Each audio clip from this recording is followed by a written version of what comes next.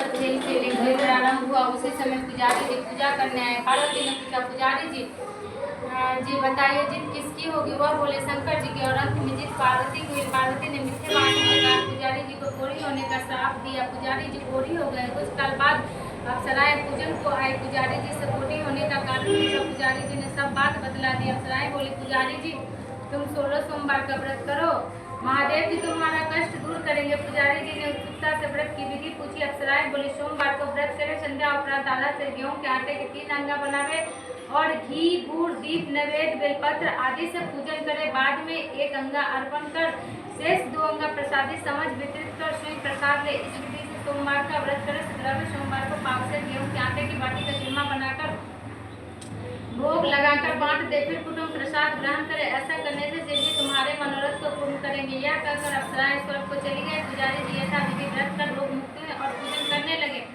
कुछ दिन बाद शंकर पार्वती पुनः आए। पुजारी जी को कुशलता पूर्वक देख पार्वती जी ने रोग मुक्त का कारण पूछा। पुजारी के कथा अनुसार पार्वती ने भी व्रत किया। फलस्वरूप प्रसन्न कार्तिकेय माता के आज्ञाकारी हुए। कार्तिकेय ने भी पार्वती से पूछा कि क्या कारण है कि मेरा मन आपके चरणों में लगा। पार्वती ने यही बात बतलाया। कार्तिकेय ने भी व्रत किया। फलस्वरूप बिछड़ा हुआ मित्र मिला।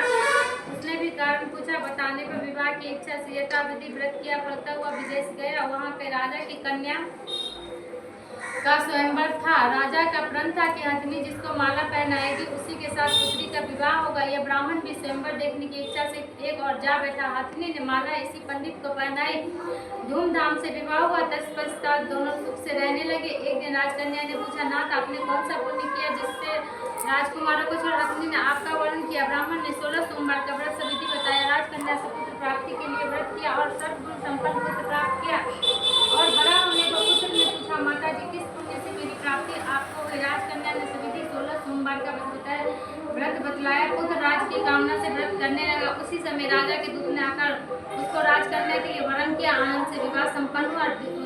राजा के देवलोक पर होने पर ब्राह्मण कुमार को गति मिली। फिर भी वह इस व्रत को करता रहा। एक दिन उसने अपनी पत्नी से पूजन सामग्री शिवालय में ले चलने को कहा, परंतु उसने पूजन सामग्री दासियों को द्वारा भिजवा दी। जब राजा ने पूजन समाप्त किया तो आकाशवाणी हुई कि इस पत्नी को निकाल दे, नहीं तो तेरा सत्यानाश कर देगी। प्रभु की आज्ञा मान उसने रानी को निकाल दिया। रानी भाग को खोजती हुई एक नगर में बुढ़िया के पास गई। दिन देखकर बुढ़िया ने इसके सिर पर सूत की पोटली रख बाजार में भेजी। रास्ते में आंधी आई, पोटली उड़ गई। बुढ़िया ने इसको फटकार कर भगाया। वहाँ से तेली के पास पहुंची तो सब बात चटक गए। उसने भी निकाल दिया। पानी पीने नदी पर पहुंची तो नदी सूख गई। सरोवर में पहुंची तो हाथ स्पर्श होते ही जल में कीड़े पड़ गए। उसी जल को पीकर आराम करने के लिए जिस पेड़ के नीचे जाती वही सूख जाता।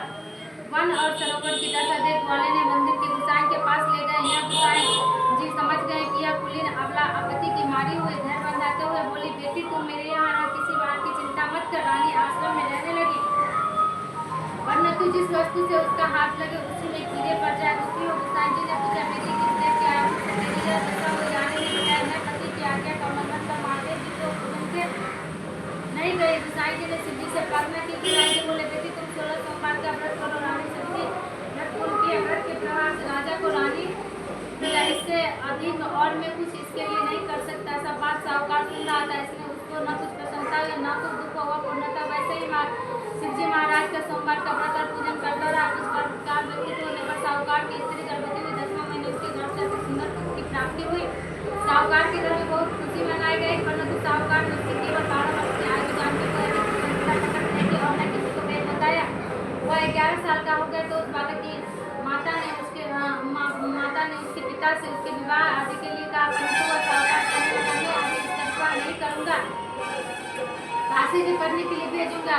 फिर उस साहूकार ने अपने साले अर्थात बालक के मामा को बुलाकर उसको बहुत सा धन देकर कहा, तुम इस बालक को काशी भी करने के लिए ले जाओ और रास्ते में जिस जगह भी जाओ वहाँ एक करके दान देते तथा ब्राह्मणों को भोजन कराते हुए जाओ।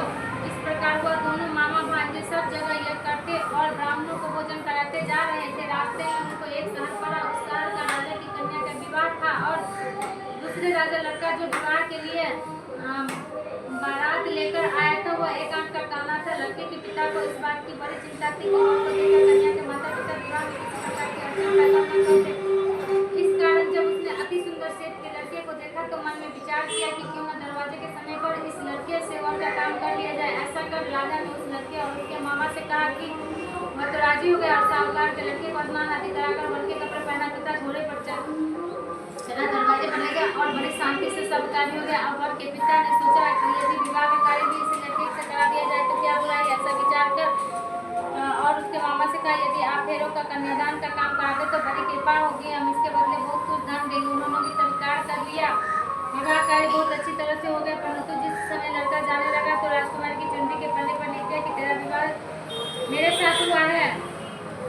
जिस राजकुमार के साथ तुमको भेजे जाएंगे वह एकांत का कान्हा है। मैं तो काशी जी पढ़ने के लिए जा रहा हूँ। राजकुमार ने जब अपनी चुंडी पर पल्ले पर ऐसा लिखा पाया तो उसने राजकुमार के साथ जाने से इनकार कर दिया और कहा कि मेरा पति नहीं है, मेरा विवाह इसके साथ नहीं हुआ, वह तो काशी जी पढ़ने के लिए गया है। राजकुमारी के माता पिता ने अपनी कन्या को विदा नहीं किया और बारात वापस चली गई। उधर सेठ का लड़का और उसका मामा काशी पहुँच गए।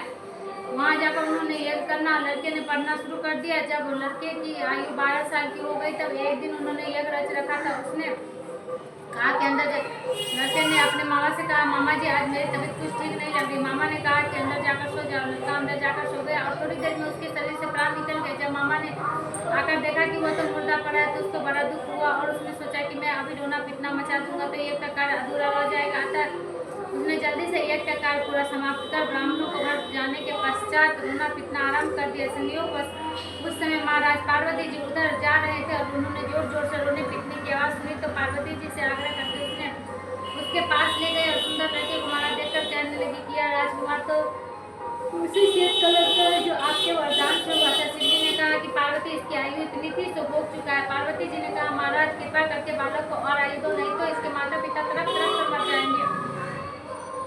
पार्वती जी के इस प्रकार बार बार आग्रह करने पर शिव जी ने उसको वरदान दिया। शिव जी महाराज की कृपा से लड़का जीवित हो गया। शिव पार्वती कैलाश गए तब लड़का और उसका मामा इसी प्रकार यह करते हुए अपने घर की तरफ चल पड़े और उस रास्ते में उसी शहर में आए जहाँ पर लड़के का विवाह हुआ। तो वहाँ आकर जब उन्होंने यज्ञ आरंभ कर दिया तो उस लड़के के ससुर ने उसको